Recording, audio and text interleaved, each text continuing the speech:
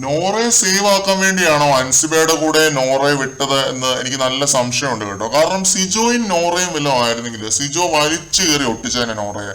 അല്ലെങ്കിൽ പോട്ടെ, ജാസ്മിൻ ആയിരുന്നുവെങ്കിൽ പോലും നോറയെ ചവിട്ടി കൂട്ടിയേനെ. ജാസ്മിന് സ്കോർ ചെയ്യാൻ പറ്റിയ ഒരു സ്പേസ് ആയിരുന്നു അത്. അതുപോലെ ജിൻഡോ, നോറയ്ക്ക് കൊടുക്കേണ്ട കോമ്പിനേഷൻ എതിരാളികളുമായിട്ടായിരുന്നു.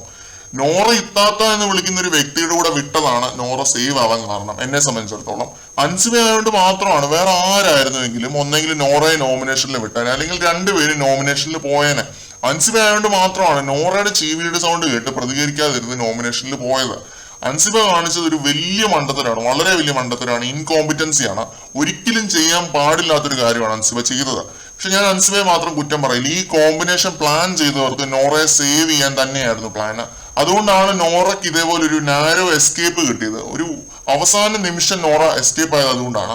എന്തായാലും അടുത്ത ആഴ്ച വരെ നോറ സേഫ് ആണ് കേട്ടോ. നോമിനേഷനിലൊന്നും വന്നിട്ടില്ല. ബിഗ് ബോസിന് അവിടെ വേണം എന്ന് പുള്ളി ആഗ്രഹിക്കുന്നവരെയൊക്കെ പുള്ളി ഇതുപോലെ സേവ് ചെയ്ത് വിടുന്നുണ്ട്. അതൊക്കെ നല്ല ഒന്നാന്തരമായിട്ട് തന്നെ നടക്കുന്നുണ്ട്.